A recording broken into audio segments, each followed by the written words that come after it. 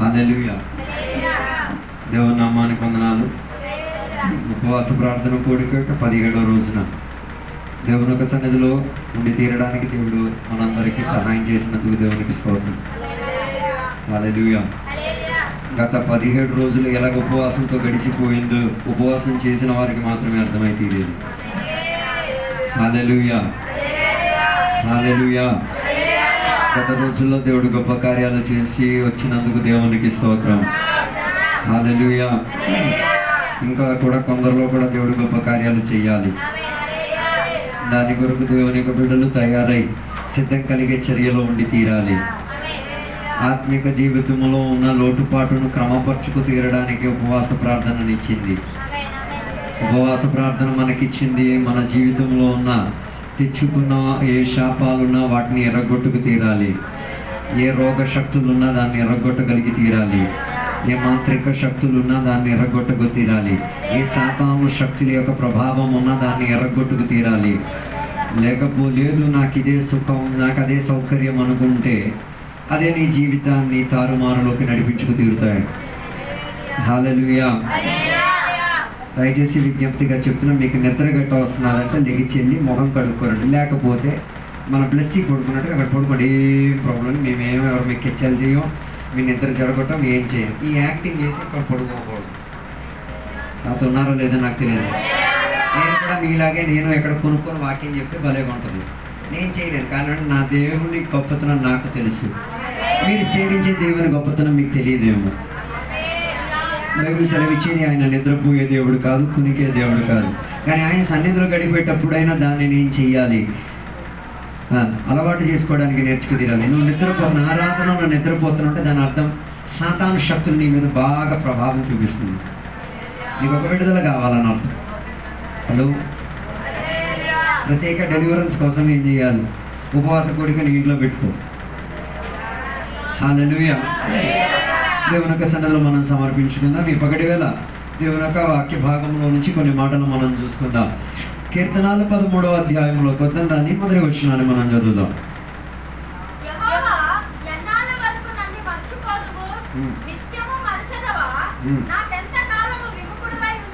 Praise the Lord. దావీదన్న అభిషక్తుడు దేవుని యొక్క సన్నిధిలో అడిగిన ఒక ప్రశ్న ఈ రోజుల్లో కూడా దేవుని యొక్క బిడ్డలు మాట మాటకి అడుగుతున్న ఒక ప్రశ్న, ఎన్నాళ్ళు దేవా, హౌ లాంగ్, హౌ లాంగ్. ఆ అధ్యాయంలో 4 సార్లు ఎన్నాళ్ళు ఎన్నాళ్ళు అన్న పదాలు రాయబడి ఉన్నది. మొదటి వచనంలో 2 సార్లు, రెండవ అధ్యాయంలో 2 సార్లు, ఇలా 4 సార్లు ఆ అధ్యాయంలో ఏ కీర్తన అన్న చెప్పిన ఆ వాక్యములో 4 సార్లు ఎన్నాళ్ళు ఎన్నాళ్ళు అని రాయబడి ఉన్నది. చాలా మంది దేవుని బిడ్డలకి ఇదే దేవునికి అడిగే ఒక ప్రశ్న, ఇంకేం అడగడానికి లేదు. ఎన్నాళ్ళు నువ్వు దేవునికి మర్చివో చెప్పు. నాతో లేరు అనుకుంటా. ఎన్నాళ్ళు ఆరాధన ఎగ్గొట్టావు అది చెప్పు. ఎన్నాళ్ళు ఉపవాసం చేయలేదు అది చెప్పు. ఎన్నాళ్ళు ప్రార్థనకి వెళ్ళదు అది చెప్పు. ఎన్నాళ్ళు దేవుని సన్నిధి నుంచి దూరంగా ఉన్నావు చెప్పు. ఎన్నాళ్ళు పాస్టర్ గారితో కలిసి చెప్పు. ఎన్నాళ్ళు హల్లెలూయా చెప్పు చెప్పు. అడిగే ప్రశ్న ఏంటిది? ఎన్నాళ్ళు దేవా నన్నేం చేసావు? మర్చిపోయితీవా? ఎన్నాళ్ళు దేవా నీ ముఖాన్ని నా దగ్గర నుంచి కప్పిపెట్టి తీరివా? ఎన్నాళ్ళు నీవు చేసావు? ఈ పగటి అలా ప్రశ్న అడిగిన వారు తిరిగి నీవు దేవునికి అడగడం కాదు, దేవుడు నీకు అడుగుతున్నారు. ఎన్నాళ్ళు నువ్వు దేవునిని మరిచి ఎన్ని రోజులయ్యింది? ఆరాధన చేసి ఎన్ని రోజులైంది? ఉపవాసం చేసి ఎన్ని రోజులైంది? దేవుని తట్టు నీ ముఖం చూపించి ఎన్ని రోజులైంది? నీ ఆత్మీయతను దేవుడికి చూపించి ఎన్ని రోజులైంది? ఎన్ని రోజులైంది ఆత్మలను సంపాదించి? ఎన్ని రోజులైంది దేవుని కోసం ప్రయాసపడి? ఎన్ని రోజులైంది దేవుని కొరకు జీవించి తీరి? ఈ పగటి వేళ ప్రశ్న నీలో నుంచి రా. దావీదు ఈ ప్రశ్న అడగడానికి ఉన్న కారణం ఏంటిది అంటే, తనకు కలిగేటట్టుకున్న జీవిత విధానములో శౌలు తనని ఏం చేయడానికి ప్రయత్నించాడు, చంపడానికి ప్రయత్నించిన చర్యలో అడిగిన ప్రశ్న. దీనిని దేవుని బిడ్డలు కూడా అడ్డికి తీసుకున్నారు. ఎవడు చంపడానికి వస్తున్నాడు అనుకుని అడిగే ఒక ప్రశ్న. దానికి ఆయన చెప్పుచిన ఒక మాట, దాని 5వ వచనం చెప్తున్న ఒక మాట చూడండి. ప్రైజ్ ది లార్డ్, హల్లెలూయా. దాని తర్వాత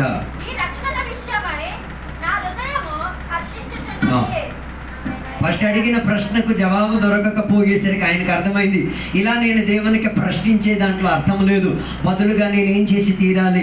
దేవుని యందు ఆశ్రయించుకు తీరాలి. దేవుని యొక్క కృప మీద ఆధారపడి తీరాలి. కృప అని చెప్పితే ఇంకెవరు కాదు, సాక్షాత్ యేసయ్యే. యేసయ్య మీద నేనేమై తీరాలి? ఆనుకుని తీరాలి. నేను దేవునికి ప్రశ్న అడగడం కన్నా దేవుని మీద నేనేమై తీరాలి? ఆశ్రయించుకు తీరాలి. అది నా ఆనందంగా మారి తీరాలి. 5వ వచనంలో చెప్తున్న మాట, నా హృదయం ఆయన రక్షణ యందు నేను ఏమై తీరేది? ఆనందించుకు తీరేది. కొందరు రక్షణ పొందిన తర్వాత కూడా రక్షణలో ఏం చేయలేకపోతున్నారు? ఆనందించలేకపోతున్నారు. వారికి ఆనందం కావాలంటే బిర్యానీ డబ్బాలు పగలాలి, వారికి ఆనందం కావాలంటే చికెన్ ముక్కలు రావాలి, వారికి ఆనందం కలగాలంటే డబ్బులు రావాలి. అలో యథార్థ దేవుని బిడ్డకి ఆనందం వచ్చేది ఎప్పుడో తెలుసా? రక్షణ పొందిన గడియ నుంచి తనకు వచ్చేది ఆనందమే. ఈ పగటి వేళ దేవుని యొక్క బిడ్డలు ప్రశ్నలు అడగడం మానేసి దేవుని మీద ఆధారపడి తీరడానికి నిర్ణయం తీసుకు తీరాలి. దేవుని మీద మనసు పెట్టుకోవడానికి ఏం చేయాలి? దేవుని మీద మనసు పెట్టుకోవడానికి పగటి వేళ ఏం చేయాలి? తయారై తీరాలి. ఈ ఉపవాసకుడికి దానికి తయారై తీరుడుగాక. అందుకే దావీదు అడిగిన ఒక ప్రశ్న, దేవా నన్ను ఎన్నాళ్ళైంది నీవేం చేసి మరిచిపోయి. పగటి వేళ ఒక విషయం తెలుసు, నువ్వు దేవుని మర్చిపోవచ్చు కానీ, నీ పిల్లలు నేను మర్చిపోవచ్చు కానీ, నీకున్న స్థితిగతులన్నీ దేవుని మర్చిపోయేటట్టుగా చేయొచ్చు కానీ దేవుడు మాత్రం ఏనాడు ఏం చెయ్యడు. మర్చిపోయే ఒక పద్ధతి లేదు. మనం సేవించిన దేవుడు మర్చిపోయే ఒక దేవుడు కాదు. మనం సేవించిన దేవుడు జ్ఞాపకం చేసి గుర్తు పెట్టుకునే ఒక దేవుడు. అదే ఒక నోహావు ఒక కాల తరగతిలో జరిగిన ఒక విషయము. నోహావు తన కుటుంబానికి దేవుడే సంరక్షణ నిమిత్తం దేని లోపలికి ఎక్కమన్నారు? ఒక ఓడ లోపల. ఈ పగటి వేళ నీకు అడిగి నీ కుటుంబం కోసం కట్టావా ఒక ఓడ? అది యేసుక్రీస్తు అన్న ఓడేనా అని ఈ పగటి వేళ ఒకసారి పరిశోధించుకొని ప్రశ్న అడుగు. ఎన్నాళ్ళని మర్చేదని. ఇప్పుడు కూడా చాలా మంది కుటుంబ సభ్యులు ఏం చేయలేదు, కుటుంబాని కొరకు ఏం చేయలేదు, ఓడ కట్టలేదు. నోహావు తన కుటుంబ సంరక్షణ నిమిత్తం ఏం చేసుకున్నాడు? దేవుని యొక్క మాటను ఆలకించుకొని ఓడ కట్టుకున్నాడు. ఓడ కట్టుకునేందుకనే ఆయన దేవునికి ఏం చేయలేదు, ఎన్నాళ్ళు నన్ను మర్చితివి అని అడగలేదు. ఈ అడిగినోడెవడు? రక్షణలో పడిపోయినోడే అడిగింది. నాతో లేరనుకుంటా. రక్షణా జీవితంలో కోల్పోయిన వాడు, రక్షణా జీవితంలో పడిపోయిన వాడు, రక్షణా జీవితంలో దేవుని నుంచి దూరమైన వాడి అడిగేది, ఎన్నాళ్ళు దేవా నువ్వు నన్ను గుర్తుపెట్టేది. రక్షణలో ఉన్నవాడు చెప్పేటాడు తెలుసా, నేను రక్షణ అన్న పెట్టి లోపల ఉండే, నేను రక్షణ పొందిన ఆ గూడు లోపల నేను ఉండి తీరితే నేను దేవుని మర్చేది కాదు, దేవుడు నన్ను గుర్తుపెట్టే దేవుడు. హల్లెలూయా, హల్లెలూయా. అందుకే ఈ పగటి వేళ నీ కుటుంబం రక్షణ పడిందా? నీ కుటుంబ రక్షణ కోసం ఏమైనా చేసావా? నీ పిల్లలు రక్షణ పొందారా? నీ పిల్లలు రక్షణ కలిగే శ్రేణిలో ఉన్నారా? రక్షణ కలిగి ఉన్నా ఆ ఓడ లోపల ఉన్నారా? ఆ ఓడలోంచైనా తినేది, ఆ ఓడైనా వారికి నడిపించేది, ఆ ఓడలో ఉన్న క్రీస్తైన వారికి అనుమంతస్తులు అయి ఉండేది. ఈ పగటి వేళ ఒకసారి పరిశోధించుకో. హల్లెలూయా. ఇప్పుడు కూడా చాలా మందికి ఆ వేదన లేదు. ఏ వేదన లేదు. నా కుటుంబం రక్షింపబడిందా? నా కుటుంబానికి రక్షణ కలిగే స్థాయి లోపల ఉన్నారా? అందుకే ఆదికాండం 8వ అధ్యాయం చెప్తున్న మాట, నోహా తన కుటుంబం కొరకు ఏం చేసుకున్నాడు? ఓడను కట్టుకున్నాడు. అందులో ఒక ప్రత్యేకత ఉంది. ఏంటో తెలుసా? ఆ ఓడ కేవలం తన కుటుంబం కొరకు మాత్రం కాదు, ఆనాడు జీవించిన సకల మానవుల కొరకు ఆ ఓడ ఏమై తీరింది? దేవుని యొక్క కృపా వాత్సల్యం ఉండబట్టి కట్టి తీరడానికి మనసు కలిగి తీరింది. బాధ కలిగిన మాట ఏంటో తెలుసా? అందరూ ఎక్కలేదు. ఈరోజు కూడా అదే. నీవెక్కావు, నీ కుటుంబం పరిస్థితి ఏంటి? ఏ కుటుంబానికి నువ్వు గడ్డిస్తున్నావు, అన్నం ఇస్తున్నావు, ఆహారం ఇస్తున్నావు, ఆరిని ఆత్మీయతలు రక్షింపబడలేకపోతే నువ్వు ఎన్నాళ్ళు దేవుని గుర్తుపెట్టేసి ఏమి ప్రయోజనం? దాని పట్ల నీకు ఒక ఏముండి తీరాలి? ఆసక్తి ఉండి తీరాలి దాని పట్ల. అందుకే తెలుసుకు తీరు, నీ కుటుంబం దేవుని మరిచి తీరింది. ఈ పగటి వేళ దేవుని గుర్తు పెట్టుకు తీరడానికి కట్టేసుకోవడా. హల్లెలూయా, ప్రైజ్ ది లార్డ్. అందుకే నోహా ఏం చేసుకు తీరాడు? దేవుని మాట. ఈ పగటి వేళ నిన్ను అడిగేది, దేవుని మాట విని కట్టినది ఒక్కటి చూపించు. స్తోత్రం. అది అవన్నీ దేవునివే. దేవుని మాట విని కట్టినది ఒక్కటి. Praise the Lord. హల్లెలూయా. అదే మీ పాస్ గారికి అడగండి, దేవుని మూలంగా కట్టినవి ఉన్నాయిగా. ఎందరు సంఘాలను కట్టించారు, ఎంతమంది ఆత్మలు లేవనెత్తారు, ఎంతమందిని బలపరిచారు, ఎన్ని రోగులను దర్శించారు, ఎన్ని రోగుల దగ్గరికి పరామర్శించారు. కారణం ఏంటిది? ఇవన్నీ దేవుడు మాట్లాడిన దాన్ని బట్టి.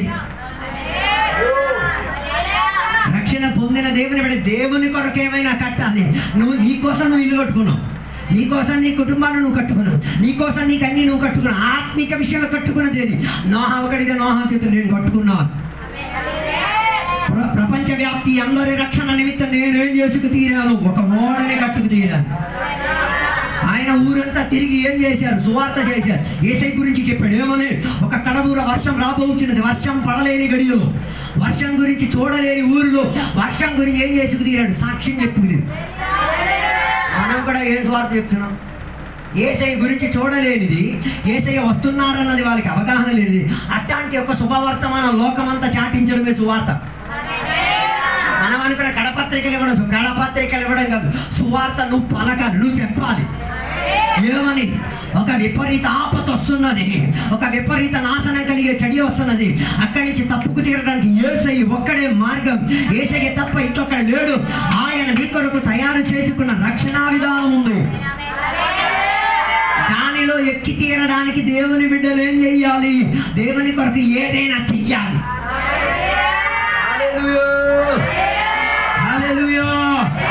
అందుకే నేను చెప్పి రావడానికి ఉన్న ఉద్దేశం, దేవునికి ప్రశ్న అడగడం కన్నా తిరిగి దేవుడు నిన్ను జ్ఞాపకం చేసిన దానిని గుర్తు పెట్టేసుకొని దేవుని కొరకు ఏమైనా కట్టడానికి ఏమై తీరాలి? ఈ పగటి వేళ తయారై తీరాలి.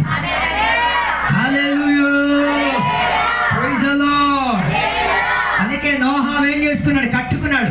ఆయన కట్టిన దానికి మనుషులు ఎవరు రాలేదు, కానీ సకల వంశములో ఉన్న పశువుల సంఖ్య ఏమై తీరింది? 20 జతలుగా ఉంచి. నాకు అదే అద్భుతం అనిపించింది. పశువులు మొత్తం రాలే. ఆ పేరు నేను నీకు అడిగేది అదే. వేర్ ఇస్ యువర్ పేరు? నీ జత ఎక్కడ? మనం ఒంటరి పోరే పాడబడే సాధారణంగా ఉంది. ఒంటరి పోరు, ఒంటరి ఆపండి. జంట నీకున్న జంట రావాలి, నీకున్న కుటుంబం రావాలి. అందుకే కాలంలో ఆత్మీయత మొత్తం స్వార్థమే కాదా? భర్త ఫుల్ ఫాస్టింగ్, భార్య ఫుల్ తినేది. దయా, మానవత్వం, కనుకరణం. హలో, అందుకే కదా బైబిల్లో ఉపవాసాలు డిక్లేర్ చేశాను. అందరికీ డిక్లేర్ చేశాను, ఫ్యామిలీ మొత్తానికి డిక్లేర్ చేసింది. అందరూ దానికి ఏమై తీరాలి? లోపడి తీరాలి. నీ కుటుంబం ఉపవాసానికి లోపడలేకపోతే ఏం ఆత్మీయతలో కడుతున్నారు? హలో హలో, ఉపవాసంలో కూర్చున్నప్పుడే నీ ఆత్మీయత లోపల దూరొచ్చినవన్నీ బయటకు వచ్చేది. హల్లెలూయా. నోహావు కట్టించిన ఓడ లోపల జంటగా పశువులన్నీ ఏమై తీరింది? ఎక్కి తీరింది. ఆ గోడ లోపలికి ఎక్కేసరికి వారి స్వభావ తరగతిలో ఏమొచ్చి తీరింది? రూపాంతరం వచ్చి తీరింది. అప్పటి వరకు కప్పను తిన్న నక్క ఎప్పుడు కప్పను కొరుక్కు తినేది. ఆ కప్పను చూసేటప్పుడు నక్క ఏం చేయట్లే, ఏ రీతి కలిగిన స్పందన చూపించట్లే. అదే కృపకున్న విస్తారత, అదే యేసయ్యతో అనుబంధానికి గొప్పతనం. నీ కప్ప స్వభావాన్ని, నీకున్న పశు స్వభావాన్ని ఏం చేయొచ్చు?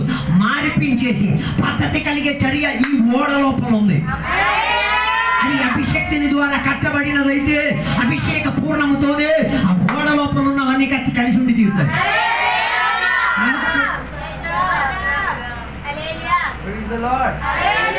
ఒకే అభిషేకంతో ఆరాధిస్తారు, కానీ పక్షాలు రెండు. ఒకే అభిషేకంతో దేవుని సంఘానికి వస్తారు, పక్షాలు రెండు. హలో, రాలేదు. ఆరాధనకు వచ్చి, కృపలోకి వచ్చి, రక్షణ పొంది ఇప్పుడు కూడా వేదగదులు ఉన్నాయంటే దాని అర్థం నువ్వు అభిషేకం కాదు పొంది. అభిషేకం పేరట ఏదో పొందుకున్నావు, అర్థం కాదు. ఓడ లోపల ప్రవేశించిన సకల జంతువులలోకి ఏమొచ్చింది? ఏకత్వం వచ్చి తీరింది. దాని అర్థం క్రీస్తులో వచ్చిన తర్వాత ఏకత్వం రాలేదంటే దాని అర్థం నీలో వ్యాపరించిన అభిషేకం కాదు.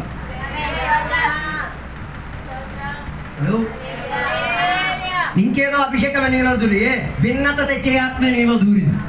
దానిని ఏం చేయాలి? పరిస్థితి ఏకత చెందే ఆత్మ.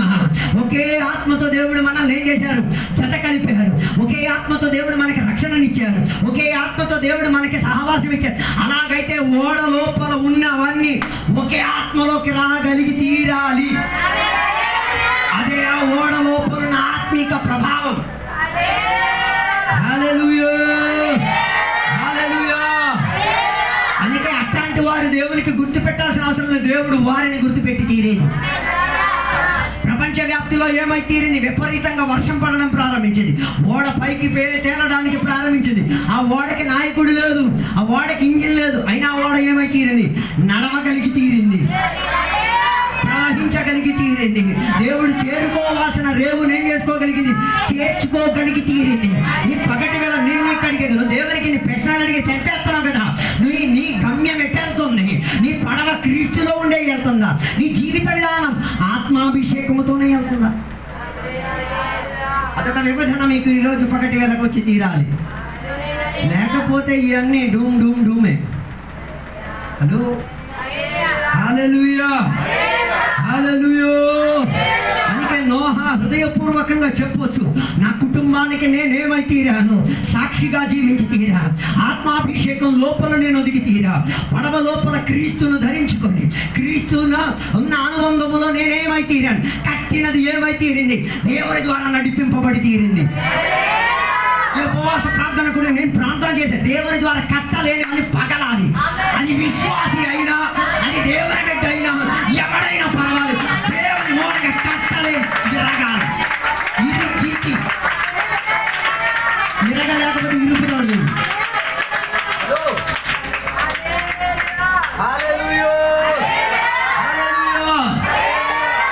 ఒకరు పడవ లోపల రక్షింపబడినప్పుడు విపరీత జనం ఏమై తీరారు? నాశనానికి వెళ్ళి తీరారు. అందుకే హెచ్చరిక మాట, నాశనానుకున్న త్రోవ నీకు ఆప్షన్ ఉంది, ఆశీర్వాదానుకున్న త్రోవ నీకు ఆప్షన్ ఉంది. ఏది నీవు ఎంచుకుంటావో దానినే దేవుడు ఏం చేసుకోగలిగేది? నీ కొరకు అప్పగించగలిగి తీరేది. హల్లెలూయా. అందుకే ఈ పగటి వేళ దేవుని యొక్క బిడ్డలారా, మనం దేవుని కొరకు ఏదైనా కట్టుకోవాలి.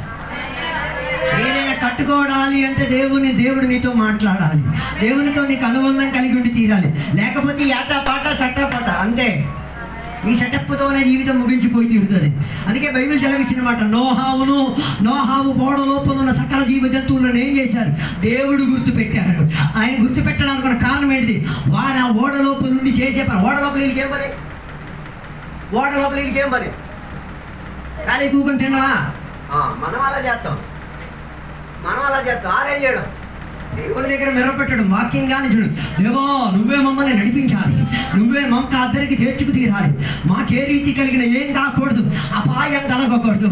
అందుకే బైబిల్ సెలవు ఇచ్చే మాట, వారు దేవుని ఏం చేసుకు తీరారు? ఉన్న చోట్లనే దేవునికి జ్ఞాపకం చేసుకురాలి. వేదన కలిగిన జరిగేంటో తెలుసా? సంఘం మొత్తం కలిసి ఎక్కడ ప్రయాణం చేయదు. మరి ఇంకెందుకు ఈ ఆత్మీయత అభిషేకం అండి? వెళ్ళడానికే తయారైసాగా, కానీ ఒకే కోడు ఇంక ఓడంటే నా డబ్బు లేదు, మరి తినడానికి ఉన్నాయిగా, 3 పూట తిని మానేసిన ఆ పద్ధతి లేదు. ఈ పేట పూజ అట, దేవుని పూజ గోల్మాలగా. హలో, సంఘముగా ఒక పని చేయలేకపోతే, సంఘముగా దేవుని కొరకు ఏదైనా చేయలేకపోతే, ఒకటిగా చేసేసుకొని నువ్వేం ఉద్ధరించగలిగి తీరే.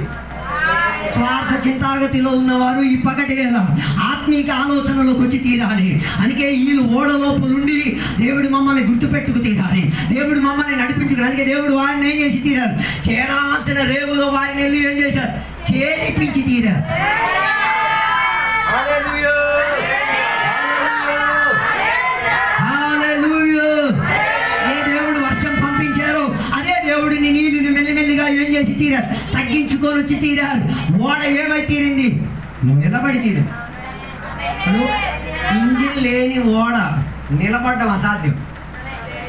నీకు డౌట్ ఏమైనా ఉంటే ఎక్కడికైనా పోర్ట్లో చూసుకోండి. కానీ ఈ ఓడ ఏమై తీరింది? నిలబడిపోయి తీరింది. హలో, ఈరోజు క్రీస్తులో నీవు ఉండి తీరితే, క్రీస్తు ఇచ్చిన అభిషేకములో నువ్వు ఉండి తీరితే, నువ్వు ఏ పరిస్థితిలో అయినా ఏమైతుంది? నిలబడి ఉండి తీరవచ్చు. ఎన్ని శోధనలు, ఎన్ని కష్టాలు, ఎన్ని ఇబ్బందులు, ఎన్ని కుటుంబ సమస్యలు వచ్చినా నిలకడత్వం కలిగి ఉండే ఆత్మే దేవుడు ఇచ్చిన ఆత్మ. దేవుని యొక్క వాక్యం నీకు నిలకడత్వం ఇచ్చి తీరేది. నేను నిలకడత్వం పరిచేది దేవుని యొక్క ఆత్మ. దానికి నువ్వు చేయాల్సింది కృపని ఆదుకో, రక్షణను బిగించి పట్టేసుకో. మనం చదవగలిగి అడిగి తీరితే ఆదికాండం 21వ అధ్యాయములో అబ్రహాము సారా దంపతులకు దేవుడు వాగ్దానంగా ఇచ్చిన కుమారుని గురించి చెప్పబడి తీరుతున్నది.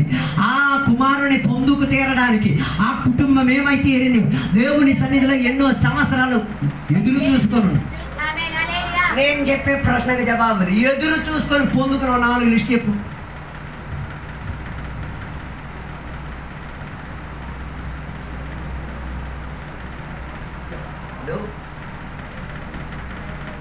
ఎదురు చూసుకొని దొరికిన ఒక 4.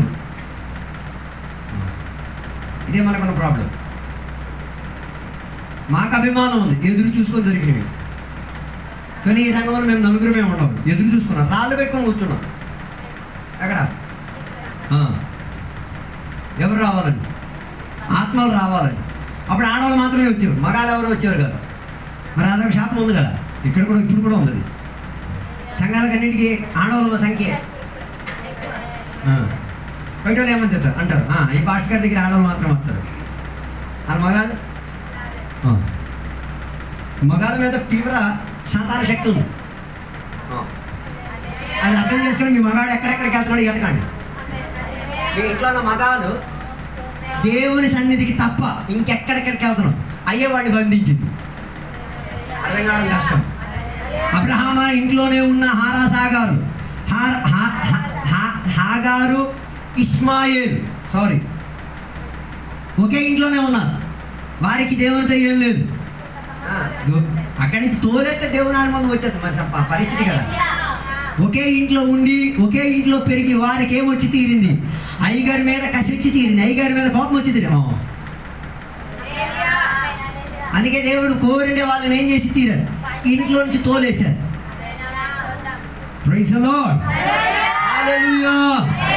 దేవుని బిడ్డలకున్న ప్రత్యేకత ఏంటో తెలుసా? ఆత్మ నిండుదల కలిగిన వాళ్ళకున్న ప్రత్యేకత ఏంటో తెలుసా? ఎదురు చూసుకొని సంపాదించిన కొన్ని ఉంటాయి.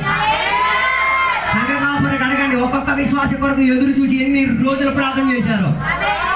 ఎన్ని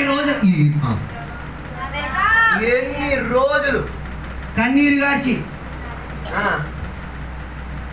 అయిపోయింది కదా. హల్లెలూయా. కృపావరాలు ఎప్పుడైంది? హల్లెలూయా. Praise the Lord. అందుకే విసిగి రావట్లేదు కదా. విత్తనం వేసిన వాడు ఇదే నిన్ను చూసుకొని వేయడు, వర్షాన్ని చూసుకొని వేయడు. ఆడ విత్తనం వేసే పని విత్తనం వేస్తూనే ఉండి తీరుతాడు. హల్లెలూయా. Praise the Lord. వాగ్దానం కొరకు ఎదురు చూచిన వారి కొరకు వాగ్దానం వారి దగ్గరికి వచ్చే తీరుతుంది. ఎన్ని ఆలస్యమైనా ఆ దేవునికి అడగాల్సిన పరిస్థితి లేదు. నువ్వు నన్ను మర్చావా అని అడగాల్సిన పరిస్థితి లేదు. దేవుడు నిన్ను మరవకుండా వాగ్దానం ఆయన ఇచ్చాడైతే ఆ వాగ్దానాన్ని నీ దగ్గరకు వచ్చి తీరుదా. దానిని జన్మనిచ్చుకు తీరాల్సిన బాధ్యత దేవునిది. హల్లెలూయా. దేవుని కొరకు ఎదురు చూచుకున్న వారు శక్తి పొందుతారని బైబిల్ సెలవిస్తున్నది. అలాగైతే నువ్వు ఎదురు చూచిన దానికి నీవే జన్మనిస్తావు, నువ్వే ప్రసవాన్నిస్తావు, నువ్వే దానిని చేతులు మోస్తావు, నువ్వే దానిని ఏం చేయాలి? ఊరోళ్ళకి పరిచయం ఇచ్చి చూపిస్తావు. హల్లెలూయా. అందుకే బైబిల్ చెప్పే ఒక మాట, అబ్రహాము సారాకు దంపతులకు దొరికిన వాగ్దాన సంతానాన్ని యేసయ్య అని పిలవచ్చు. ఇస్హాకుని యేసయ్య అని చెప్పవచ్చు. అందుకే కదా యేసయ్యనే కదా బలి అర్పించాలి, యేసయ్యనే కదా బలి అర్పించేది. మీరు కూకున్న విగ్రహాలను చూస్తున్న చేపల మార్కెట్లో ఏగలు కూర్చున్నారు. కాస్త దేవునికి స్తోత్రం చెప్పండి. మీ విషయాలే నేను చెప్పేది, ఊరోళ్ళ విషయం కాదు. హల్లెలూయా. హల్లెలూయా. నేను అనుకున్నా నాకన్నా 21 మీరే కూకున్నారు కదా, అందుకే మీకంత విరక్తి వచ్చేస్తుంది. వాక్యానికి అలాగే విరక్తి పడిపోతే పరలోకానికి ఏమి వెళ్తారు? నాకు అర్థం కావట్లేదు. హలో, నీ వాగ్దానం ప్రసవించాలంటే, నీ వాగ్దానానికి జన్మనిచ్చుకు తీరాలంటే సహించాలి. కొన్ని వేదనలో నుంచి వెళ్ళాలి, కొన్ని దుఃఖం చెందే చర్యలో నుంచి వెళ్ళాలి. సారా అబ్రహాములకి ఎన్ని వేదనలు కలిగింది. హల్లెలూయా. Praise the Lord. లేక నిన్నటి వెళ్ళిపోయింది, మళ్ళీ వచ్చిందా ఏమో నాకు డౌట్ వస్తుంది. మళ్ళీ రాకుండా చూసుకోండి. దేవుని బిడ్డలారా, వాగ్దానం ఏమై తీరాలి? తిరిగి జన్మను పొందుకు తీరాలంటే నువ్వు దేవుని గుర్తుపెట్టే చర్యలోండి తీరాలి. అబ్రహాం సారాలు దేవుని మర్చే చర్య చేసుకోలేదు. ఎల్లప్పుడు దేవుని ఏం చేసుకున్నారు? గుర్తు పెట్టుకున్నారు. హల్లెలూయా. అందుకే 21వ అధ్యాయం మొదటి వచనం చెప్తున్న మాట, దేవుడి కృపతో యెహోవా తను చెప్పిన ప్రకారము Yes. సారాను దర్శించెను. ఆమేన్. యెహోవా తనిచ్చిన మాట చొప్పున సారాను గూర్చి చేసెను. ఓ లార్డ్, దేవుడు ఆ సారాన్ని ఏం చేశారు? గుర్తు పెట్టారు. కారణం ఏంటో తెలుసా? ఇన్ని సంవత్సరాలైంది, వాగ్దానానికి ఏం లేదు, ఏ రీతి కలిగిన స్పందన లేదు. వాగ్దానం గురించి దేవుడు ఎన్నోసార్లు హెచ్చరికించి చెప్పారు, కానీ ఇప్పటి వరకు వాగ్దానం ఏం చేయలేదు. మనమైతే ఎక్కడ ప్యానం తీసేస్తాం, కానీ ఒక్క చిన్న డిఫెక్ట్ చేశారు. వాగ్దానం త్వరగా దొరకడానికి ఏం చేశారు? ఒక సింపుల్ మార్గం ఉపయోగించారు. హలో, ఈ రోజుల్లో దేవుని మెడలు కూడా అలాగే ఉపవాసం కూర్చొని వాగ్దానం పొందేద్దాం అనుకుంటున్నాం. ఉపవాసం కూర్చొని పొందేద్దాం అనుకో. నువ్వు ఉపవాసం కూర్చొని నీ వాగ్దానం నువ్వు పొందేద్దాం, కానీ ఆ వాగ్దానం నేను తంతది, జీవితాంతం కొట్టుకులాడుతుంది. హలో, హల్లెలూయా. మనం ప్రార్థన చేసేది దేనికి? ఇలాంటి షార్ట్ కట్గా మేము తెచ్చుకోవడానికి. హల్లెలూయా. షార్ట్ కట్ అన్న ప్రక్రియ బైబిల్లో చెప్పబడలేదు, ఎప్పుడు లాంగ్ కట్టే. హల్లెలూయా. ఏదైనా పొందాలా, దాని కొరకు ఓపిక సహనం కలిగి ఉండి తీరాలి. అన్ని విషయాల కొరకు దేవుడు మాట్లాడారు, కానీ ఆగారిని పెళ్లి చేసుకున్న విషయం దేవుడు. ఓకే, ఇంకో 2 పిల్లలు అదే సౌకర్యం, ఒకదాన్నే మేపుకోలేకపోతున్నాం, మరి 2 అంటే ఇంకెలా ఉంటుందో. దేవుని బిడ్డలకు కూడా అలాగే ఉన్నాయి. కొందరు ఏసై దగ్గర ఉంటారు, అటు పనికాడు ఉంటాడు, దాన్ని కూడా ఇటు ఏసై దగ్గర ఉంటారు, ఉపవాసం కాడ కూకుంటారు, పోలేమో అన్న అక్కడ ఉంటుంది. ఆ పిల్లం కాడకి ఆ పిల్లలు ఫోన్ చేసిన వెంటనే నీళ్ళు వేసి అటు వెళ్ళిపోతాడు. ఆగారు ఉన్నామని తిరగట్లేదు. గొప్ప విషయం ఏంటి తెలుసా? ఆగారు ఇస్మాయిల్ని జన్మలని ఎత్తాడు, అప్పుడు తమ్ముడు వాతాం. ఈ చర్చిలో ఆరాధన రాని మూతి పగిలి ఉన్నాను, రాదు, మళ్ళీ పగిలితే మళ్ళీ పోతాడు. దేవుడు ఎవడో ఆడికి తెలియట్లేదు కదా, దేవుడు ఎవడో తెలిసిపోతుంది. ఈ ఉపవాస కూడిక ముగించే లోపల దేవుడు ఏంటో, దేవుని శక్తి ఏంటో ఒక్కొక్క ఇళ్లలో ఒక్కొక్క కుటుంబంలో కనబడతారు. అది పరోక్షంగా ప్రత్యక్షంగా కనబడే తీరుతారు. హలో, ఒకే ఇంట్లో హాగారిని, ఒకే ఇంట్లో సారాన్ని కూర్చుకోలేవు. అయితే హాగారు ఉండాలి, లేకపోతే సారా ఉండాలి. అయితే సారాన్ని తోలేయాలి, లేకపోతే హాగారు ఉంచాలి. హల్లెలూయా. వాగ్దానం నెరవేర్చబడి తీరాలంటే హాగారుగా ఉన్న దానిని ఏం చెయ్యాలి? హల్లెలూయా. దేవుని బిడ్డలకి పని కాదు శాశ్వతం. ఏం కాదు శాశ్వతం? పని దొరకకపోయినా నో ప్రాబ్లం, తినడానికి తిండి లేకపోయినా పర్వాలేదు, అనుదిన ఆహారం దేవుడు దయచేసి దేవుడు. హలో, మరి ఆ దేవుడి పని అన్నం వద్దు, కానీ అడుక్కు తెచ్చిన అన్నం మా సూపర్. అడుక్కు తెచ్చిన అంటే అదే వడ్డీ అడిగి తెచ్చుకున్నా, దాన్ని నా భాష అడుక్కు తెచ్చిన అడుక్కుని తెచ్చిన. ఆ భిక్షగాడు చేసే పని మనం చేసే పని ఒకటే, పెద్ద తేడా ఏంటి? బైబిల్ చెప్పేది ఏమి ఇచ్చుకోమని చెప్పారు. నీ చేతుల నుంచి అప్పు ఇచ్చుకో, వడ్డీ వసూలు చేసుకోమని చెప్పలే, వడ్డీ కూడా కట్టమని చెప్పలే. మనం వాక్యాన్ని తిప్పెట్టేసి దేవుడిని రుద్దెట్టేస్తాను. హలో, బైబిల్ ఎప్పుడు వడ్డీ వ్యాపారానికి నిషేధించేదే. Praise the lord. అది అందరికీ ఎక్కడానికి కష్టం, కొందరికీ ఎక్కిద్ది. అడుక్తో మేము బతకాల్సిన చర్యక్కర్లేదు. మరి నీవు అడుక్కొని బతకాలి, అలాగే బతుకో. ఏసైగా చెప్పి అడుక్కొని బతుకో. అడగడానికి కన్నా మనకు ప్రార్థన ద్వారా దేవునికి ఏం చేయొచ్చు?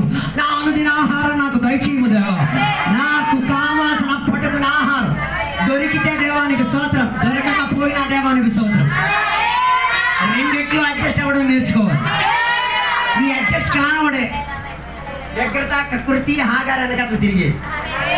హల్లెలూయా, హల్లెలూయా. అందుకే యేసు లోకమంతా సంపాదించేసి నీ ప్రాణమేమో పోగొట్టేస్తే ఇంకా సంపాదించాలంటే ఏముంది అర్థం? అందుకే కదా ధనవంతుడిని పిలిచి అడిగింది, ఏ వెర్రివాడో, తినుము తాగుము ఉల్లసించన్నాం కదా, ఈ రాత్రి నీ ప్రాణం పోతే. ఈ ప్రశ్న ఈరోజు పరిశుద్ధాత్మ దేవుడు నీకు అడిగి నువ్వు జవాబు. అంత సైలెంట్ అయిపోయింది. ఈ ప్రశ్న ఇప్పుడు నీ ప్రాణం నేను తీసుకుంటే కొంత 15 సంవత్సరాలు అడిగించారు. ఇసుకి అలాగ ఆడికి 15 ఇచ్చి ఇవ్వడం వల్ల దౌర్భాగ్యం తీసుకొచ్చాడు. హలో, నీకు ఒక అవకాశం దొరికినప్పుడు ఆ అవకాశం నీకు దౌర్భాగ్యంగా మారుతుంది. హలో, సంవత్సరం ఒక అవకాశం అడిగాడు, అది ఏమై తీరింది, ఆడితో పూట అంతమైపోయాడు. దానికి బదులు ఆడు ఒక్క మాట అడుగుడు, దేవా మరలా నన్ను జ్ఞాపకం చెయ్యి, కానీ మరలా ఆత్మీకుడిగా బతకడానికి సాయం. హలో, ఈడ అడిగింది కసి మీద, ఎవరి మీద? ఆయన మీద ఉన్న కసి మీద అడిగాడు. ఏమని? ఒకసారి నా కళ్ళు పోగొట్టారు కదా. హలో, మా అమ్మకి చనిపోతానన్న వార్త ప్రవక్త చెప్పినప్పుడు అప్పటి నుంచి రెడీ అయిపోయింది. ఇంకా తీవ్రంగా దేవుడు సువార్తలకు వెళ్ళి వాళ్ళ కోసం ప్రార్థన, వీళ్ళ కోసం ప్రార్థన, వాళ్ళకి క్షమాపణ, వీళ్ళకి క్షమాపణ, చెయ్యాల్సిన క్రమావళి అన్నీ ఏం చేసి తీరారు. ఎక్కడ ఎవరికి ఏం చేయలేదు, లోటు తెప్పించుకోవాలి. హెచ్చరిక ఇవ్వాల్సిన వాళ్ళకి హెచ్చరిక, చెప్పాల్సిన వాళ్ళకి చెప్పి, చెయ్యాల్సినవన్నీ చేసి తీరి తన కళను ఏం చేసుకు తీరింది, ముగించుకు తీరింది. అందుకే అట్లాంటి వారు భాగ్యం చెందిన మరణం పుచ్చుకున్నారు. హల్లెలూయా. ఆ తల్లికి నేను కొడుకుగా జన్మించినందుకు దేవునికి నేను స్తోత్రం చెప్పుచున్నాను. ఆ తల్లి నన్ను ఆత్మీయంగా నడిపించేందుకు దేవునికి స్తోత్రం చెప్పుచున్నాను. హల్లెలూయా. చనిపోయి ఇప్పుడు 2 సంవత్సరాలైంది. ఎవరు వచ్చి 420 వ్యాపారాల గురించి చెప్పలే. కొందరు చచ్చిపోయిన తర్వాత అన్ని వ్యాపారాలు బయటకు వస్తాయి. ఆడ ఇలాగుందని, ఈడ అలాగుందని, ఆడ ఇలాగుంది. హలో, వాగ్దానానికి షార్ట్ కట్లు లేవు. వాగ్దానానికి ఎప్పుడు ఓపిక మనకి కావాలి. వాగ్దానానికి ఎప్పుడు దేవుని మీద గుర్తుపెట్టే భావం ఉండి తీరాలి. వాగ్దానం ఎప్పుడు వాక్యాధారంగా వచ్చి తీరడానికి అవకాశం తెరవాలి. Promises only comes through the word of God. దేవుని యొక్క వాక్యం ద్వారానే వాగ్దానం మన దగ్గరికి వచ్చే, దానికి ఓపిక కావాలి. హల్లెలూయా. కానీ అబ్రహాము జీవితంలో చిన్న ఒక పొరపాటు, తన ఓపికకు మించినట్టు కూడా బయటకు వచ్చింది. హల్లెలూయా. క్రైస్తవుల జీవితంలో అలాంటివి ఏమైనా వస్తున్నాయంటే ఆ హాగారు శక్తిని ఏం చేయాలి, తొలగించుకు తీరాలి. ఆ హాగారు మూలంగా నీ వాగ్దానం పెరగదు. నీ వాగ్దానానికి ఏం కలగదు, సమృద్ధి కలగదు. హల్లెలూయా. నిర్గమాకాండం 3వ అధ్యాయంకి వచ్చినప్పుడు ఇశ్రాయేల్ ప్రజల గురించి చెప్పిన ఒక మాట మీరు చూడండి. 3వ అధ్యాయం 7వ వచనం. మరియు యెహోవా ఇట్లనెను, నేను ఐగుప్తులోనున్న నా ప్రజల బాధను నిశ్చయముగా చూచితిని. పనులో తమను కష్టపెట్టు వారిని బట్టి వారు పెట్టిన మొరలు వింటిని. వారి దుఃఖములు నాకు తెలిసే ఉన్నవి. కాబట్టి ఐగుప్తుల చేతిలో నుండి వారిని విడిపించుటకును ఆ దేశములో నుండి విశాలమైన మంచి దేశమునకు, అనగా కనానీయులు, హిత్తీయులకు, అమోరీయులకు, పెర్జీయులకు, హివ్వీయులకు, మోబీసీయులకు నివాస స్థానమైన పాలు తేనెలు ప్రవహించే దేశమునకు వారిని నడిపించుటకు దిగి వచ్చి ఉన్నాడు. ఐగుప్తు దేశానికి పంపించిన వాడు దేవుడే. ఐగుప్తు దేశంలోంచి విడిపించిన వాడు దేవుడే. ఎందుకు పంపించారు? ఎందుకు పంపించారు? విడిపించడానికి పంపించారు. అర్థం కాలేదనుకుంటా. ఎందుకు పంపించారు? విడిపింపబడడానికి పంపించారు. దేవుడు ఎప్పుడో విడిపించును. ముందే అబ్రహాముకు వాగ్దానం ఇచ్చారు, నీ ప్రజలు ఐగుప్తు దేశంలో ఏమైతే ఉంటారు, అక్కడ వ్యాపారం చేసి చేసి చేసి చేసి బానిసలు అయిపోతారు. అర్థం కాలేదు. నాకు ఉన్నారో లేదో నాకు తెలియట్లేదు. ఐగుప్తు దేశానికి ఎప్పుడు వచ్చారు? యోసేపు ఉన్న కాల తరగతిలో 70 మంది వచ్చారు. దేనికోసం వచ్చారు? పశువులు మేపడానికి వచ్చారు, పశువులు అమ్మడానికి వచ్చారు, లేకపోతే పశువుల వ్యాపారం కోసం వచ్చారు. చివరికి ఏమైపోయారు? ఎందుకు? వ్యాపారం గిట్టలేదు కదా. దేవుడు ఉంటే కదా గిట్టేది. వాక్యముతో అనుబంధం ఉంటే కదా గిట్టేది. వ్యాపారం మొత్తం ఏమైంది? ఏ వ్యాపారం చేశారు? పశువుల వ్యాపారం చేశారు. మేకలను పెంచేవారు, మేకలు పెరిగి అమ్మేవారు, మేకలను ఏం చేసేవారు, మేకలు ఇచ్చే సామగ్రిలు అమ్మి పెట్టేవారు. 70 మంది వెళ్ళారు. ఇప్పుడు ఎంతమంది అయిపోయారు? 30 లక్షల మంది ప్రజలు అయిపోయారు. 30 లక్షలు కానీ పై ప్రజలు అయిపోయారు. ఇప్పుడు ఏమైపోయారు? మేకల దేవుని ఒక ప్రత్యేకత ఉంది. ఒక మేక కనీసం ఎన్ని పిల్లలు ఎత్తాయి? 5 పిల్లలు ఎత్తాయి. ఒకటి ఇంట్లో 1,00,000 మేకలు ఉన్నాయి అనుకో, 5 లక్షల పిల్లలు. ఒక సంవత్సరం తరగతి అయ్యే లోపల ఒక 10 లక్షల పిల్లలు వచ్చేస్తాయి. అంత విస్తారంగా పెరిగేది. అక్కడే ప్రైజ్ లార్డ్ చెప్పాలి. ఈ దేవుని ఏం చేయడం మొదలెట్టారు? మరవడం మొదలెట్టారు. వాక్యం మర్చిపోవడం మొదలెట్టారు. ఆరాధన మర్చిపోవడం మొదలెట్టారు. దేవుడి వ్యాపారం కూడా కట్ చేశారు. నయా పైసా కెట్టి కానాలేని స్థాయికి తెచ్చేసారు. చివరికి ఏ బతుకుతుంది? అడుక్కోవాల్సిన గతి వచ్చింది. అడుక్కొని ఎవరి దగ్గరికి వెళ్ళారు? ఫరో దగ్గరికి వెళ్ళి మాకు ఉద్యోగం అండే. ఒకలో ఇద్దరైతే ఒక అర్థం. ఒక సంఘంలో ఉన్న 30 లక్షల మంది వెళ్ళారు. ఏమని? సూపర్ కదా, కొట్టేలా కట్టడం. ఒక్కడు వెళ్తే ఒక అర్థం, ఒక సంఘం మొత్తం. ఇప్పుడు చెప్పండి, వీళ్ళు ఒక్కడికి కూడా గుర్తు రాలేదు. దేవుని గుర్తు పెడితే చాలని. హలో, దేవునితో అనుబంధం పెట్టుకుంటే చాలని. చివరికి వీళ్ళు అక్కడ ఏం పనికి వెళ్ళారు? సూపర్, నచ్చింది. ఆరాధన అక్కడ, ప్రార్థన అక్కడ, ఏమక్కర్లేదు. ఏం పని? పొద్దున్న నుంచి సాయంత్రం వరకు ఇటుక బట్టి ఇక్కడ ఏం చేసుకోవడం, ఇటుకలు తయారు చేసుకోవడం. ఇలా చూసి రాజు ఏం చేశాడు తెలుసా? మీరే కర్రలు కూడా తెచ్చుకోండి. వీడి చేత గొడ్డి చాకరీ పని చేయించారు. ఇప్పుడు ఏ పని కోసం వెళ్ళాడు? ఇప్పుడు ఏం పని చేస్తున్నాడు? ఇటుకలు పని చేసి చివరికి వీడి చేత ఏం తెలుసా? ఆ ఇంటి పనులు కూడా చేయించారు. చివరికి ఏం కూడా ఇచ్చేవారు కాదు. మరి నీకు 50,000 ఇచ్చేసి ఏ గొప్ప అనుకుంటున్నాడా మీ యజమాని? నీ చేత అంటుతో ఇస్తున్నాడు. నీకు అర్థం కావట్లేదు. దేవుని సింహాసనంలో కూర్చొని పరిపాలించాల్సిన వాడు, దేవుని యొక్క వాగ్దానం కొరకు కనిపెట్టుకోవాల్సిన వాడు, దేవునికి ఆరాధన చేసి గణపతిని వీడు ఇప్పుడు ఏం చేస్తున్నాడు? అంట్లో తమ్ముడు.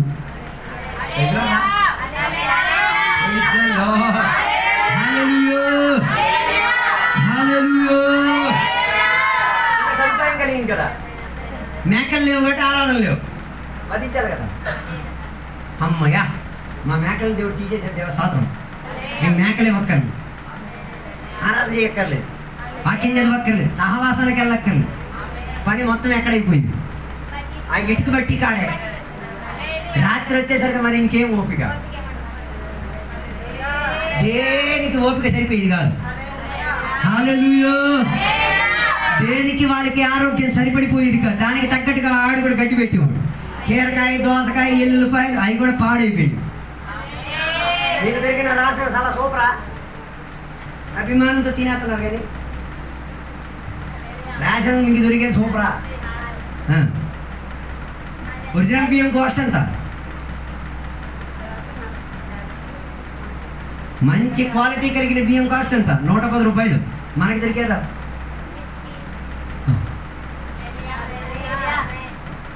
అది మీరు చెప్తే కూడా మీరు తినడం మానేస్తారు. హల్లెలూయా. మనం ప్రభుత్వం ఇచ్చే సూపర్ కదా, బిర్యానీ ఇచ్చేది కదా, బిర్యానీ రైస్ ఇచ్చేది కదా, ఇవ్వలేరు. కారణం ఏంటిది? ఆ ఇచ్చేవాడు ఏమి ట్రీట్ చేసుకొని వస్తున్నాడు? ఏడు బానిసీడు, ఈ బానిస. మనం దానికి అభిమానం ఏం చేస్తున్నాం? We are eating a servant food, slave food తింటున్నాం, బానిస తిండి తింటున్నాం. అదే తిండి పొలంలో. ఓకే, మీరు రేషన్ బియ్యం స్టోర్కి వెళ్ళారు కదా, అందులో మరి పాములు జల్లు మరి లేవు అండి. మరి ఎలకల కప్పలు ఏం లేవు, మరి చాలా జంతువులు లేవు. మరి అలాగైతే ఆలోచించండి, ఐగుప్తు దేశంలో ఉన్న ఇశ్రాయేలుకి ఎలా గడ్డి పెట్టేవాళ్ళం. ఇవన్నీ తినేటప్పుడు వీళ్ళకి ఏం గుర్తుకు రావడం ప్రారంభించింది? దేవుడు గుర్తుకు రావడం ప్రారంభించింది. హల్లెలూయా. అది అక్కడ దేవుడు చెప్తున్నమాట, వారి వేదనలను దేవుడు ఏం చేసి తీరారు? ఎరిగి తీరారు. ఇది ఎవరితో చెప్తున్న మాట? మోషేతో దేవుడు చెప్పిన మాట. మోషే ఇంతకు ముందే ఒకసారి వీళ్ళు తప్పించడానికి మార్గం చూశాడు. ఎలాగా? రాజు కొడుకు కదా, అంతే కదా, రాజు కొడుకు కదా, ఏం చేస్తాను? ఒకటి చంపేస్తే వీళ్ళందరూ నా కింద వచ్చేస్తారేమో. అచ్చే వీడిని చంపడానికి వచ్చేసారు. నీ బలంతో నువ్వేమైనా చేస్తే ఊరిని పారిపోతావు. హలో, కొందరు వారి బలం మీద ఆధారపడి అవి ఇవి అన్ని చేసేస్తున్నారు. కానీ ఏముండదు, చరిత్రలో స్థానం ఉండదు, వాక్యానికి లోబడేటట్టు ఉండదు. అందుకే మోషే అక్కడి నుంచి ఏమై తీరాలి, మిద్యాని దేశానికి పారిపోవాల్సిన పరిస్థితి వచ్చి తీరింది. హలో, నీ బలముతో చేసే పని కాదు, ఆత్మీయత నీ బలంతో చేసేది కాదు. దేవుడు నీకు బలం ఇచ్చి తీరాలి, దేవుడు నీకు ఆత్మ పరిజ్ఞానం ఇచ్చి తీరాలి. ఈ సంఘానికి వెళ్ళి ఒక పిచ్చి ఎక్కింది, పాస్టర్ అయిపోవాలని పిచ్చి ఎక్కింది, అంతే కదా, అంతే అదంతే. డ్రైవింగ్ చేసినోడు వెనకాతల కూకొని ఒకరోజు వీడికి ఆశ పుట్టేది. ఏమని నేను చూశానుగా, ఎలా తిప్పాలి ఎలా కాలు ఇట్టాలి అలా కెట్టాలి కొట్టాలి, అది కామన్ అది. అందుకే ఈ అమ్మలని బయటకు వచ్చేది. ఏ అమ్మలు? సువార్త అమ్మలు, బైబిల్ సహకరించిన అమ్మలు అవి. నేను దాన్ని సువార్త అమ్మలను దురాత్మ అమ్మలు అంటాను. ఏ సంగతి కాపరు ఆయనకే చెప్పరు, నాకు సువార్త చేసి డబ్బు సంపాదించే మార్గం ఇంకే నన్ను ప్రార్థన చేసి పంపించారు. భాస్కర్ శుభ్రం ప్రార్థన చేసి, దేవ ఈ దెయ్యం పోదు కాక, నీ హృదయం లోపల కపటం బయటకు వచ్చిన కాక ప్రార్థన చేసి పంపిస్తారు. అలాగే పాస్టర్ గారు చెప్పా పాటకుండా ఈ అమ్మాయి వెళ్ళిపోతే ఇల్లుల్లా తిరిగేసి వాళ్ళ ఇంట్లో గంటలు గడిపేసి వాళ్ళ భోజనాలు తినేసి వాళ్ళు తినాల్సినవి. మానవత్వం దయ అట్టంటే ఉండవాలి. అక్కడ ఇంటికి నలుగురికి 4 చేపలు తెచ్చారు.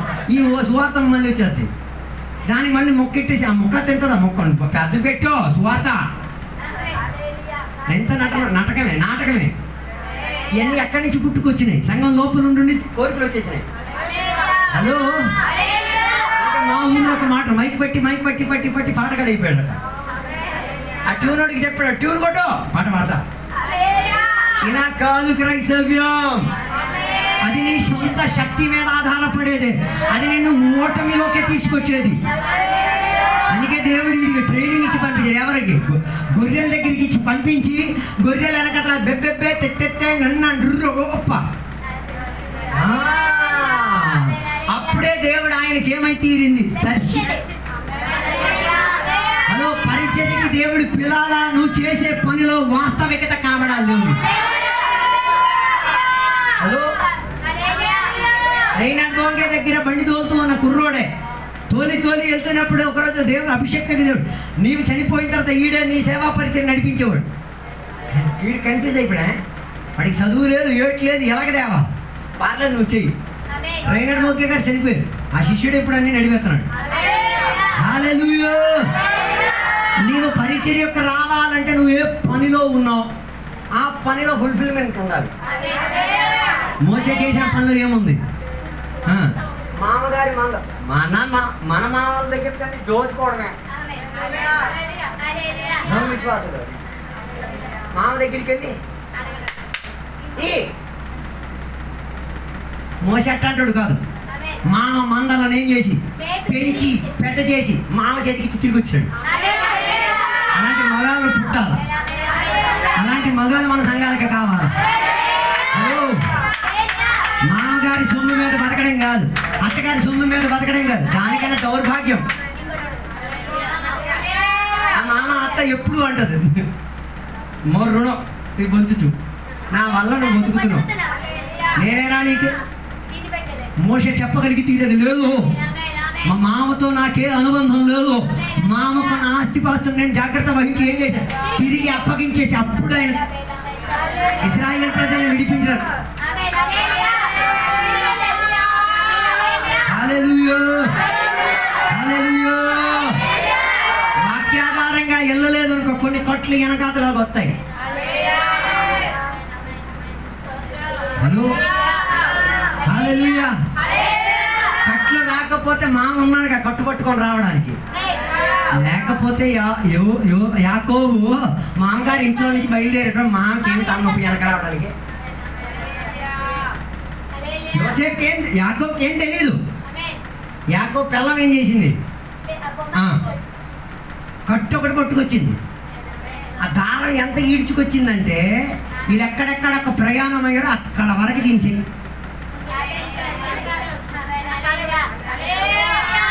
వాక్య వ్యతిరేకతగా తెచ్చింది తాడెట్టుకొని ఉంటది.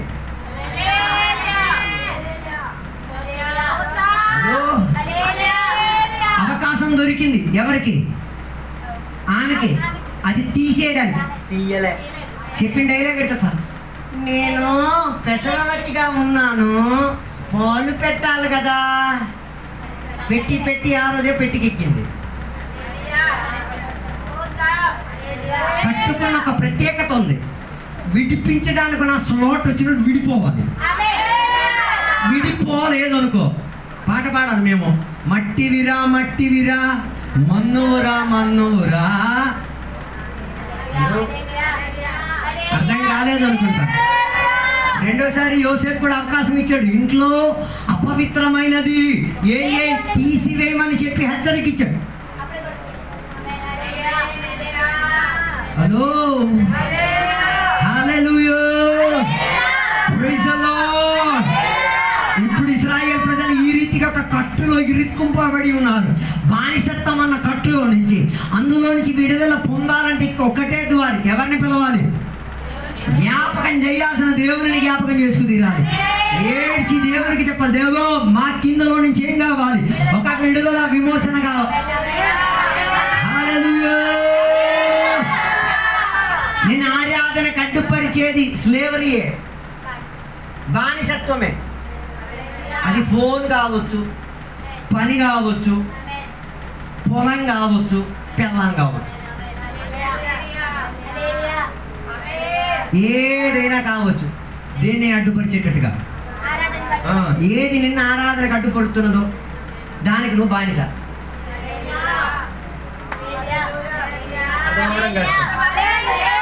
హలో, కొందరికి తిండే బానిస. ఆ తిండి కోసం ఆరాధన మానేస్తాడు. ఆ బానిసత్వం ఎలా నవ్వుతుంటుంది రా మీరు ఆటోమేటిక్. హలో, అందుకే ఇశ్రాయేలు ప్రజలకు నా బానిసత్వం వారిని వదలలే. కనాను దేశం వారికి వెళ్ళి కూడా వారిని వదలలే. అందుకే బైబిల్ చెప్పేది, ఎందరూ కనాను దేశానికి వెళ్ళారు? పేరు చూడడానికి వెళ్ళడానికి 12. ఎంతమంది కనాను దేశం ప్రవేశించారు? మిగతా వాళ్ళందరూ ఏ కట్టులో ఉన్నారో ఆ కట్టులోనే చనిపోయారు. వీళ్ళిద్దరు ఎందుకు విడుదల పొందడానికి కారణం? హలో, ఎవరు? కాలేబు, యెహోషువ మాత్రం కనాను దేశం ప్రవేశించడానికి ఉన్న కారణం. హలో, చూశారు, ఓకే, కాదని నేను అన్నట్లే. వారి కట్లను వారే ఏం చేసుకున్నారు. అందుకే కదా ముసలోడైనా కాలేబు చెప్తే ఈ బలం నాకు చాలు, నేను యుద్ధం చేసి వెళ్ళిపోతాను. ముసలో కుర్చీ నుంచి దగ్గర ముసలి కాదు, కుర్చీలు ఎక్కేస్తున్నాం, 40కి ఎక్కేస్తున్నారు కుర్చీలు. ఈ ముసలోడు అలా కాదు, ఈ బలం నాకు చాలు, నేను ఎవరితోనైనా వెళ్ళి ఏం చేస్తా. ఓ లార్డ్, ప్రైజ్ ది లార్డ్. యెహోషువకి చెప్తే యెహోషువ నేను వెళ్తా దేవుని కొరకు, నేను దేవుని కొరకు పోరాడుతా. బానిసత్వం ఉన్నదండి, మేము వెళ్ళాం, మేము ఇక్కడే చచ్చిపోతాం తప్ప. ఇదే ప్రాబ్లం. హల్లెలూయా. ఇరువురు మాత్రం దేవునికి స్తోత్రం, ఇద్దరైనా దూరారు. హల్లెలూయా. ఇప్పుడు యథార్థంగా ఉన్న వాస్తవికమైన పరలోక రాజ్యమైన కనాను దేశంలో మన సంఘం నుంచి ఎందరు ఉంటారో నేను ఎప్పుడు ఏడ్చి ప్రార్థన చేసేది. హల్లెలూయా. కనాను దేశం గురించి ఇన్ని వాక్యాలు విన్నారు, పరలోకం గురించి ఎంతెంత విన్నారు, నరకం గురించి ఇంతెంత విన్నారు, అభిషేకం గురించి ఎంతెంత విన్నారు. అడిగెట్టాల్సిన సరి వచ్చినప్పుడు ఏమో, అయ్యగారు నేను బానిసత్వంలో ఉన్నాను. అందుకే పగటి వేళ ఆలోచించండి, ఏ బానిసత్వము నిన్ను పీడిస్తున్నదో దాన్ని ఎర్రగొట్టుకోవడానికి ప్రయత్నం చేస్తాను. అది అంత త్వరగా ఏమి ఎరగదు. మీరు అనుకుంటారు ఎప్పుడు ఛాన్స్ లేదు. అలాగైతే ఇశ్రాయేలు ప్రజలకు ఎప్పుడూ ఛాన్స్ వచ్చింది, ఎన్నిసార్లు అవకాశం. మీరు ఎప్పుడైనా ఆలోచించారు? ఆలోచించండి. మనం అనుకుంటే షరప్ప రబ్బ రబ్బ చెప్పేస్తే దాని గ్రిప్ ఎప్పుడు వెనక్కి లాగుతూనే ఉంటుంది. హలో, అందుకే మన శరీరం మనకు అనుకూలం కాదు. హలో, రక్షణ పొందే తర్వాత కూడా శరీరం ఏమైనా మారిందా? అదే పాత శరీరం, అదే పాత రక్తం, అది మిమ్మల్ని ఏం చేస్తుంటది? తిరిగి లాగుతుంది. అలాగైతే ఎంత ఆత్మనిర్భరతో ఉండాలి. మనం 4 గంటల ఆరాధన కూర్చొని హల్లెలూయా హల్లెలూయా అభిషేకం 4 గంటల తర్వాత మళ్ళీ ఎన్ని గంటలు? 20 గంటలు ఎక్కడ ఉంటున్నాం? దీంతోనే కాపురం. అది మళ్ళీ నిన్నేం చేస్తుంటది? ఇది ఒక్కటైతే ఏదో విధానం ఒప్పేస్తుంది. దీంతో మళ్ళీ సాతాను గడపడం, ఆడితో లోకం ఒకటి, ఈ 3 మమ్మల్ని ఏం చేస్తుంటది? వెనక్కి. అలాగైతే ఎంత దీక్షగా ఉండాలో చెప్పండి. ఎన్ని గంటలు కూర్చొని ప్రార్థన చేసుకోవాలి? ఎన్ని వాక్య ధ్యానం చేసుకోవాలి? సరాసరిగా ఆలోచించి చెప్పండి. ఎంత 8 గంటలు మీకు నిద్రకి ఇచ్చేస్తాను. ఓకే, ఆ నిద్రలో మరి మీకేమో రావు కదా. 16 గంటలు ఏ పనికి వెళ్ళకుండా దీనిలో వెళ్తే కాపాడగలుగుతారా? హలో, 16 గంటలు, ఒక రోజుకి 16 గంటలు ఆత్మ నిండుదలలో ఉండితే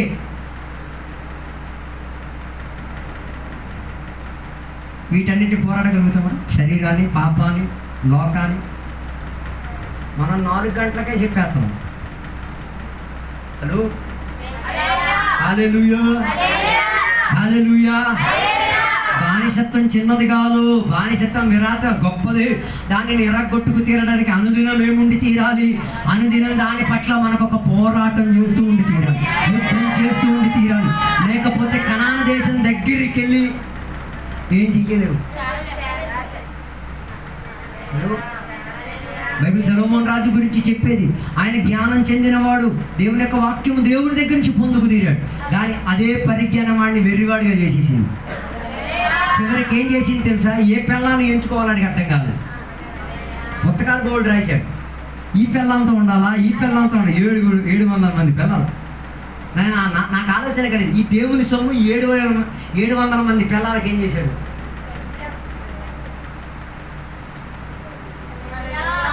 దేవుడిచ్చిన జ్ఞానం, దేవుడిచ్చిన బలం, దేవుడిచ్చిన శక్తి, దేవుడిచ్చిన సొమ్ము, దేవుడిచ్చిన అన్ని 700. ఇంకా ఉపపత్నీయులు కూడా ఉన్నారు. వాటి లెక్కలు కనబడలే.